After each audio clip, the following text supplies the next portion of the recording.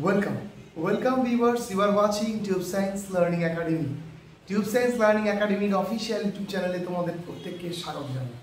আজকে যে বিষয়টি নিয়ে আলোচনা করব তোমাদের ওবিসি কেসের মানে সবচেয়ে বড় সমস্যায় জর্জরিত হয়ে রয়েছে ওয়েস্ট বেঙ্গল বর্তমানে ওবিসি কেস, এবং এই ওবিসি কেসের একটা গুরুত্বপূর্ণ আপডেট তোমাদের দেব।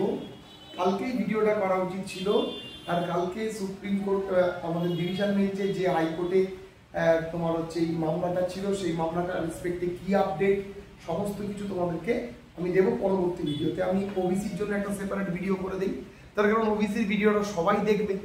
প্রথম কথা বলি, ওবিসির জন্য সবচেয়ে এফেক্টেড ডিপার্টমেন্ট হচ্ছে WBPSC। তারা বিগত 3 থেকে 4 মাস হচ্ছে তারা কোনো প্রসেসিং আগাতে পারছে না, মিসলিনিয়াসের রেজাল্ট দিতে পারছে না, পিএসসি ক্লার্কশিপের রেজাল্ট আটকে রয়েছে, প্রিলি মেনের পরীক্ষা রয়েছে, আলটিমেটলি ব্যাপক হ্যাপাজার্ড সিচুয়েশনস। এবং এই সিচুয়েশন থেকে বার করতে একটাই পারে, সেটা হচ্ছে ওবিসি কেসের ক্লারিফিকেশন।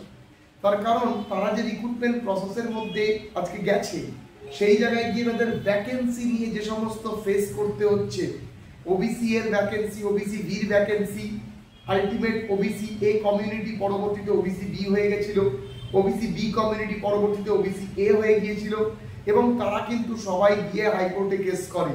হাইকোর্ট থেকে ডিভিশন বেঞ্চে যায়, ডিভিশন বেঞ্চ 31শে জুলাই অবধি সম্পূর্ণ রকম ভাবে স্টে দেয়, এবং তারপর 31শে জুলাই স্টে দেওয়ার পর সেই মামলাটাকে চ্যালেঞ্জ করে সুপ্রিম কোর্টে যায় রাজ্য, এবং রাজ্যে সেন্ট্রাল গভর্নমেন্ট কিন্তু সেন্ট্রাল গভর্নমেন্ট এই ওবিসি কেসটা হিয়ারিং চলছিল, অনেক চলেছে, এবং 3 মাস সময় পেয়ে চেয়েছিল। সেই 3 মাসের মধ্যে একটা লিস্ট তৈরি করে, আবার যখন লিস্টটা তৈরি করে রিক্রুটমেন্ট প্রসেস, কলেজ অ্যাডমিশন তথা অন্যান্য প্রক্রিয়া চালানোর ব্যবস্থা করে রাজ্য সরকার, আবার কিন্তু একই রকমভাবে হাইকোর্টে কেস হয়ে সেই সমস্ত কমিউনিটির মধ্যে এক রকমের বিভ্রান্তিকর পরিস্থিতি কিন্তু বর্তমানে ক্রিয়েট হয়েছে আমাদের ওয়েস্ট বেঙ্গলে। এখন বক্তব্য, এই পরিস্থিতিটা কবে মিটবে? আদৌ কি মিটবে, নাকি এগুলো কন্টিনিউয়াস চলতে থাকবে? সবচেয়ে বড় প্রশ্নচিহ্ন, মিটা তো এমার্জেন্সি, এগুলো যদি না মেটে সমস্যা দিনকে দিন বাড়তে থাকবে। এবার এই সমস্যা যদি না মেটে কোনো পরীক্ষা হতে পারবে না, এবং যে কোনো পরীক্ষা হতে গেলে সেই পরীক্ষার বিভিন্ন সমস্যা ক্রিয়েট হয়ে যাবে।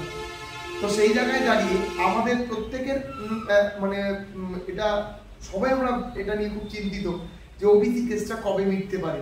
তো ওবিসি কেসের আমরা সামার ভ্যাকেশনস ক্লিয়ার করে কালকে সুপ্রিম কোর্ট খুলেছে, ভেবেছিলাম তড়িঘড়ি করে ওবিসি কেসটা উঠবে এবং সেখান থেকে একটা কিছু জাজমেন্ট আসবে, সেই জাজমেন্ট এবং হয়তো রাজ্য সরকার এমন কোনো পথ পাবে। তো যেটুকু শোনা গেল, এই তোমার হচ্ছে এইটা কেসটা হিয়ারিং হবে আমাদের প্রধান বিচারপতির বেঞ্চে। প্রধান বিচারপতির বেঞ্চে কিন্তু প্রধান বিচারপতি তার শারীরিক অসুস্থতার জন্য তিনি কিন্তু একটা ইনফেকশন জনিত কারণে তিনি কিন্তু আপাতত হসপিটালে ভর্তি হয়েছেন। তাই জন্যই সেই হিয়ারিংটা কিন্তু তুলনামূলকভাবে পিছিয়ে দেওয়া হয়েছে। এখন বক্তব্য হচ্ছে, কেউ বলছে তাহলে স্যার পরবর্তী কি 20 তারিখে হবে? যতদিন না বিচারপতি সুস্থ হচ্ছে ততদিন হয়তো এই হিয়ারিং হবে না, এবং সেটা হতেও পারে যে জুলাই মাসটা পেরিয়ে গিয়ে অগাস্ট মাসে যে তোমার হিয়ারিং হচ্ছে, এটা হওয়ার সম্ভাবনাও কিন্তু মানে বেশি দেখা যাচ্ছে। এবার তারপর ফার্স্ট হিয়ারিংয়েই যে সবকিছু মিটে যাবে তা কিন্তু নয়, যেহেতু ডিভিশন বেঞ্চ একটা অর্ডার দিয়ে ফেলেছে, ডিভিশন বেঞ্চের মধ্যে কোনো ত্রুটি বিচ্যুতি দেখতে পেরেছে, সেইখানে সুপ্রিম কোর্ট কিন্তু হস্তক্ষেপ করার সম্ভাবনা খুবই কম। এবং সুপ্রিম কোর্টে যেহেতু এই কেসটা আলাদাভাবে চলছিল, সামার ভ্যাকেশনের জন্য এটা কিন্তু ডিভিশন বেঞ্চে গিয়ে আবার কেস করা হয়েছিল। এখন দেখা যাক সুপ্রিম কোর্টের জাজমেন্টের পরে, মানে আলটিমেট নেগেটিভ ইমপ্রেশন এটাই যে এই মুহূর্তে দাঁড়িয়ে কোনো রকম কোনো ওবিসি কেস বা ওবিসি মামলা সুরাহা হচ্ছে না, শারীরিক অসুস্থতা, বিচারপতি শারীরিক অসুস্থতার জন্য, এবং সেটা নিষ্পত্তি হতে কতদিন কি সময় লাগবে সেটা ডিপেন্ড করছে সবই সুপ্রিম কোর্টের জাজমেন্টের ওপর এবং সুপ্রিম কোর্টের হিয়ারিং এর ওপর। আজকে এইটুকুই আপডেট তোমাদেরকে দেওয়ার ছিল। দেখা হচ্ছে পরবর্তী ভিডিওতে। নতুন অবশ্যই চ্যানেলটিকে সাবস্ক্রাইব করে দিও। আমি তোমাদের একটা আপডেট দেবো যে কালকে কি হয়েছিল। কালকে খুব ব্যস্ততার জন্য ভিডিওটা আপলোড করতে পারিনি। কালকে কি বৃত্তান্ত হয়েছিল, কবে এই এক্সপিরিয়েন্স নাম্বার, কবে এগুলোর নাম্বারের নতুন নোটিফিকেশন মামলার শুনানি রেসপেক্টে কবে জাজমেন্ট আসতে পারে, সেগুলো নিয়ে আমি আমাদের ভিডিও করব।